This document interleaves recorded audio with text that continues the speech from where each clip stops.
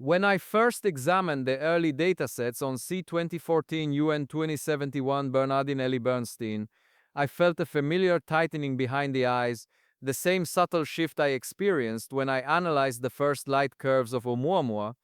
It is the sensation that arrives only when the universe places something rare and unclassifiable in front of you, a tiny alarm in the mind, not of fear but of discovery, the sense that nature is about to widen the boundaries of what we consider possible. My fascination with the cosmos has never come from its predictability, it comes from its disruptions. Every so often, the universe sends a whisper, a riddle, a reminder that our models are just approximations and our understanding is still painfully shallow. UN 2071 is one of those reminders. Most comets that pass near our telescopes are small, delicate bodies, frozen snowballs a few kilometers across, easily sculpted and shattered by sunlight. UN 2071 does not belong in that category.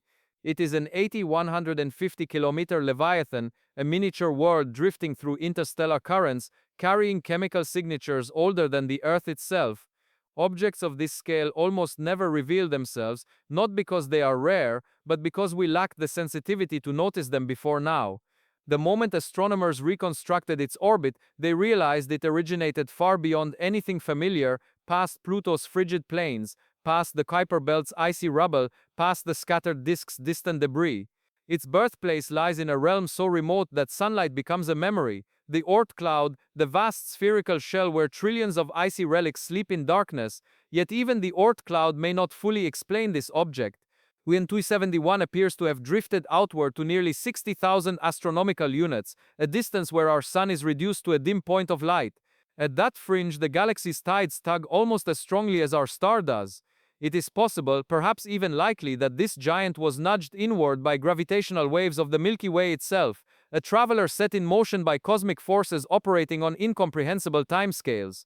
And now, for reasons we are only beginning to untangle, it is approaching the region where we can finally study it. Not close enough to threaten us, but close enough to transform our understanding of how planetary systems are born. That, to me, is where the true intrigue begins. To understand why UN271 is extraordinary, you must picture deep space, not the familiar emptiness between Earth and Jupiter, but the abyss beyond Neptune, 30 times farther from the Sun. A domain where temperatures plunge so low that water ice hardens like iron. In such a realm, any comet should be dormant, silent, rigid, frozen, yet UN271 defies this expectation. Long before it reached Saturn's orbit, long before solar light became strong enough to warm its surface, it began venting, erupting, releasing towering plumes of dust, carbon monoxide, carbon dioxide, and ammonia into the void. That behavior is not unusual, it is unprecedented. To put this in perspective, UN271 began shedding mass at 26 astronomical units near Neptune's orbit, where most comets remain locked in cryogenic stillness. If an object ignites that far out, it means only one of two things: its interior is staggeringly volatile, or its history is fundamentally unlike any comet we have ever catalogued. But what astonishes me most is the scale. UN271 is enormous, so massive that its own gravity traps a portion of the escaping material, causing it to fall back, collapse, and reignite in cycles. This is not a fragile icy nucleus, this is a planetary embryo, a small moon of frozen minerals and ancient volatiles. Its mass alters everything: how it warms, how it rotates, how it outgasses, how it interacts with sunlight at distances where sunlight should have no voice at all. The early eruptions imply that UN271 contains substances untouched by starlight for billions of years, material that predates the inner planets, perhaps even predates our sun. Scientifically, this is the closest we will ever come to excavating a primordial archive, an untouched record of the molecular building blocks that once swirled in the nebula that gave birth to Earth. If we wish to understand how worlds form, objects like UN271 are our time machines. One lesson I instill in my students is that science advances not by ignoring what is strange, but by walking toward it. UN271 is strange in every dimension. First, its chemistry. Carbon monoxide and carbon dioxide sublimating at staggering distances tells us its composition is ancient, possibly older than the solar system itself. Second, its size. Most comets are grains of dust compared to this behemoth. UN271 is the second largest cometary nucleus ever observed, dwarfing many moons and rivaling the mass of small dwarf planets. Third, its orbit. With an aphelion stretching tens of thousands of astronomical units, it resides in a realm where the galaxy's gravitational pull rivals that of our Sun. One passing star, one ripple in the interstellar medium, one distant perturbation can alter its trajectory, and that appears to be exactly what occurred. Its orbital past is chaotic, governed by forces acting over millions of years. When UN271 last brushed the inner solar system, dinosaurs had not yet evolved. And finally, after a voyage lasting eons, it is drawing near again, offering us an opportunity that will not repeat in our lifetimes. But its importance does not lie in its distant history, it lies in how we choose to respond now. If we overlook objects like UN271, we lose the chance to study the unaltered materials that built our planet. We lose the ability to refine our models of comet activity and long-period evolution. We lose precious opportunities to test planetary defense strategies, because while UN271 poses no threat, larger bodies shaped by similar processes might someday. Preparing for the unknown begins with understanding the unfamiliar.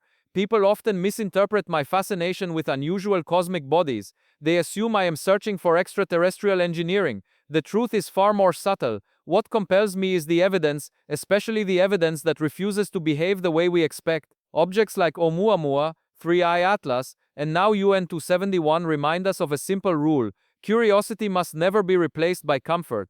In planetary defense, assumptions are not merely risky, they are fatal. Ignoring outliers is dangerous. Dismissing anomalies because they do not fit our expectations is dangerous.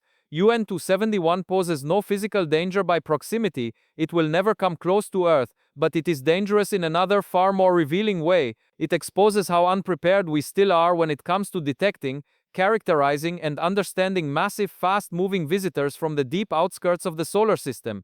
If a 150-kilometer object were actually headed toward the inner system, how early would we see it? How quickly could we decode its behavior? Do we know how a giant nucleus fractures? Do we understand how its coma expands, collapses, or evolves? Do we accurately model how its outgassing alters its orbital path? The honest truth is, not yet. Not well enough. Not for an object of this scale. That is why UN271 is a gift, a safe rehearsal for a scenario that may someday matter. Each plume teaches us how sunlight awakens a giant. Each orbital refinement teaches us how galactic tides sculpt the paths of long-period comets. Each outburst teaches us how much energy these sleeping worlds can release. And each chemical signature teaches us what raw ingredients lie preserved in the deep cosmic storerooms where solar systems begin.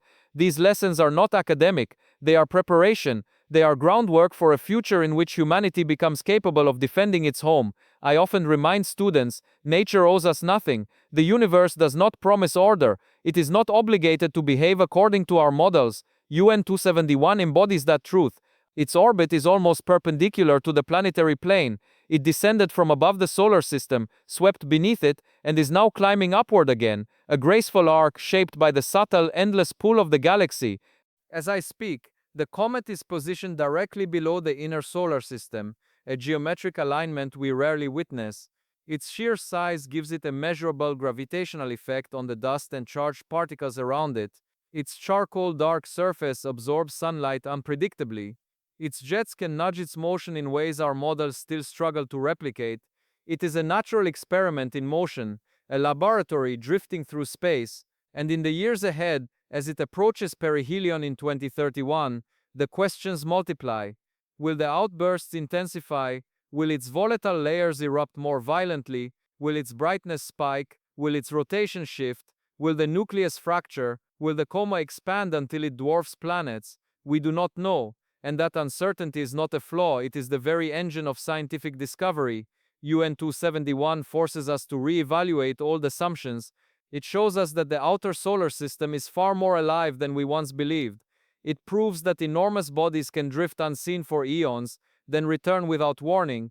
It demonstrates that our observational reach must grow, our models must evolve, and our imagination must expand. But most importantly, it shows us something profound about who we are becoming. We now live in a time when humanity can detect an object tens of thousands of astronomical units away. We can track its journey with exquisite precision. We can separate the faint light of its coma and study the chemicals encoded within it. We can project its motion across centuries. This is extraordinary. It means we are no longer passive watchers of the cosmos. We are active participants, explorers, analysts, students of a universe filled with mysteries, and with participation comes responsibility.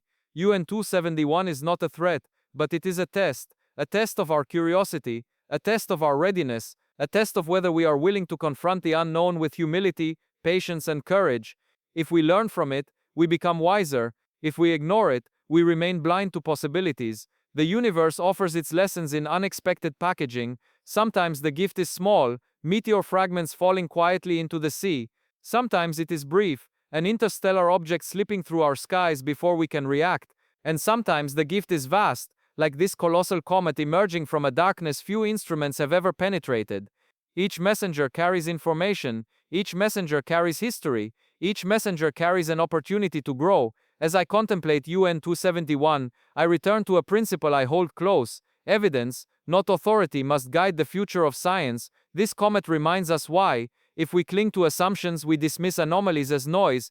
If we cling to tradition, we overlook the rare and the extraordinary. If we cling to bureaucracy, we let opportunity slip away. But if we cling to evidence, pure, unfiltered, unbiased evidence, we gain a window into the earliest chemistry of our solar system, the behavior of bodies shaped by the galaxy, and the dynamics of objects that drift between stars. In the coming years, UN271 will continue its inward journey. It will brighten, change, and reveal new secrets. And when it reaches its closest point in 2031, we will have telescopes far more powerful than anything we possessed in the past. The question is, will we use them to their fullest? Will we dare to send a probe? Will we analyze its chemistry up close? Will we collect fragments, if any, drift across our orbital path? These choices belong entirely to us. As for me, my stance is clear. We should not fear the unfamiliar, we should investigate it.